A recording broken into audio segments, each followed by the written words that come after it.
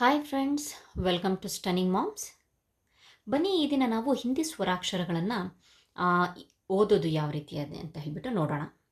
Friends, ನಾನು ನನ್ನ ಹಿಂದಿನ ವಿಡಿಯೋದಲ್ಲಿ ಹಿಂದಿಯನ್ನು ಕಲಿಸ್ಬೇಕಾದ್ರೆ ಫಸ್ಟು ಸ್ಟಾರ್ಟಿಂಗಲ್ಲಿ ಸ್ಟ್ರೋಕ್ಸ್ ಯಾವ ರೀತಿಯಾಗಿ ಕಲಿಸ್ತೀವಿ, ಸೆಕೆಂಡ್ ವಿಡಿಯೋದಲ್ಲಿ ಹಿಂದಿ ಸ್ವರಾಕ್ಷರಗಳನ್ನು ಸ್ಟೆಪ್ ಬೈ ಸ್ಟೆಪ್ ಯಾವ ರೀತಿಯಾಗಿ ಕಲಿಸೋದು, ಅದಾದಮೇಲೆ ಥರ್ಡ್ ಸ್ಟೇಜಲ್ಲಿ ಅದಿಂದ ಆಹದ್ವರೆಗೆ ಮಗು ಇಂಡಿವಿಜುವಲಿ ತಾನೇ ಬರೆಯೋದನ್ನು ಕಲಿತಾನೆ.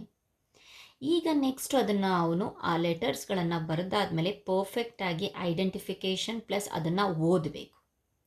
ಈ ಸ್ಟೆಪ್ಪಲ್ಲಿ ನಾವು ಮಗು ಪರ್ಫೆಕ್ಟಾಗಿ ಐಡೆಂಟಿಫಿಕೇಷನ್ ಪ್ಲಸ್ ಓದೋದನ್ನು ಕಲಿಸ್ತಿರುವಾಗ ನಮಗೆ ಗೊತ್ತಿದೆ ಹಿಂದಿ ಅನ್ನೋದು ಹೊಸ ಲ್ಯಾಂಗ್ವೇಜ್. ಸೊ ಅದನ್ನು ನಾವೇನು ಮಾಡ್ತೀವಿ, ಒಂದು ಸ್ವಲ್ಪ ಕನ್ನಡದ ಜೊತೆಗೆ ಕನ್ನಡ ಆಲ್ರೆಡಿ ಕಲ್ತಿರ್ತಾನೆ, ಸೊ ಹಾಗಾಗಿಬಿಟ್ಟು ಕನ್ನಡ ಜೊತೆಗೆ ಆ್ಯಡ್ ಮಾಡಿಕೊಂಡು ನಾವು ಕಲಿಸೋಕ್ಕೆ ಪ್ರಯತ್ನ ಮಾಡ್ತಾ ಇದ್ದೀವಿ.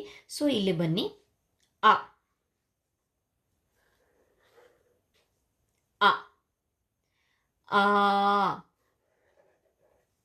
ಸ್ಟಾರ್ಟಿಂಗಲ್ಲಿ ಈ ರೀತಿಯಾಗಿ ನಾವು ಕನ್ನಡವನ್ನು ಬಳಸಿ ಹಿಂದಿಯ ಅದೇ ಲೆಟ್ರ್ ಕೆಳಗಡೆ ಬರೋದ್ರಿಂದ ಇದೇನೂ ತಪ್ಪಾಗೋದಿಲ್ಲ ಮೆಥಡು. ಸೊ ಹಾಗಾಗಿಬಿಟ್ಟು ಮಗು ಈಸಿಯಾಗಿ ಹೊಸ ಲ್ಯಾಂಗ್ವೇಜ್ ಆಗಿರೋದ್ರಿಂದ ಈಸಿಯಾಗಿ ಐಡೆಂಟಿಫಿಕೇಷನ್ ಮಾಡೋಕ್ಕೆ ಅಥವಾ ಕಲಿಯೋಕ್ಕೆ ಆಗತ್ತೆ. ಈ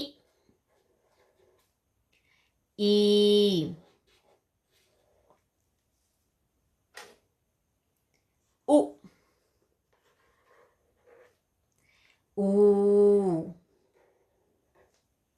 ರು. ಓಕೆ, ನೆಕ್ಸ್ಟ್ ಎ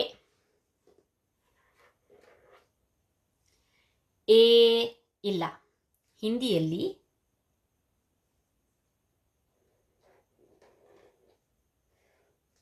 ಎ ಅನ್ನೋ ಅಕ್ಷರ ಇಲ್ಲ.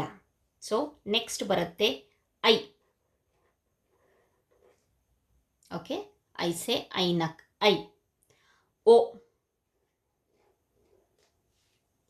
ನೆಕ್ಸ್ಟ್ ಓ ಇಲ್ಲ. ಓಕೆ, ಇದು ಔ.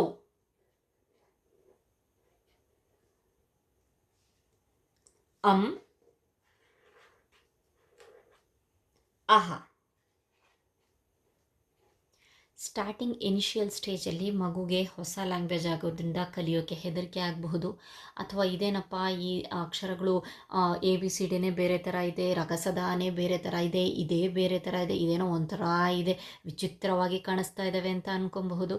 ಹಾಗಾಗಿಬಿಟ್ಟು ಅವನ ಒಂದು ಹೆದರಿಕೆ ಕಡಿಮೆ ಮಾಡೋಕ್ಕೋಸ್ಕರ ನಾವು ಈ ರೀತಿಯ ಕನ್ನಡ ಒಂದು ಲೆಟರ್ಸ್ಗಳನ್ನು ಅದರ ತಲೆ ಮೇಲೆ ಬರೆಸಿ ಅವನಿಗೆ ಹೇಳ್ಕೊಡೋದ್ರಿಂದ ಏನಾಗುತ್ತಪ್ಪ ಅಂತಂದರೆ ಅವನಿಗೆ ಈಸಿ ಆಗುತ್ತೆ. ನಮ್ಮ ಕನ್ನಡದಲ್ಲಿ ಯಾವ ರೀತಿಯಾಗಿ ಲೆಟರ್ಸ್ ಇದ್ದಾವೋ, ಸ್ವರಾಕ್ಷರಗಳಿದ್ದಾವೋ, ಅದೇ ರೀತಿ ಹಿಂದಿಯಲ್ಲೂ ಸಹ ಇದನ್ನು ಸ್ವರಗಳು ಅಂತಾರೆ.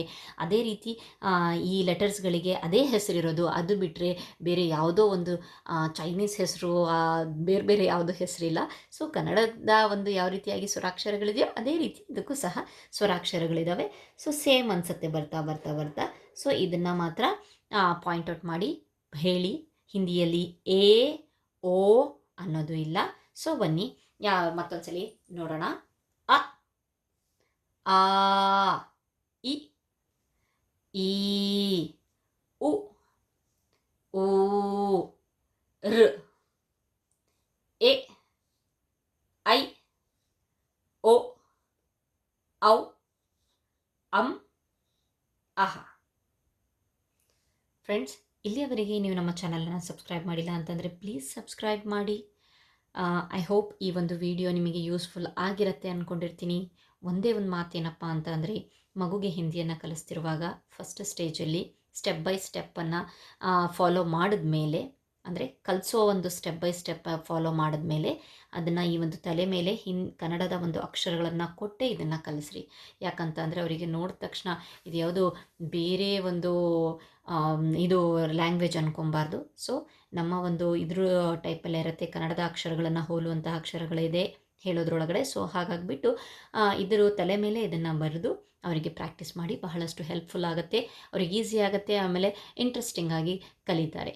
Thank you friends.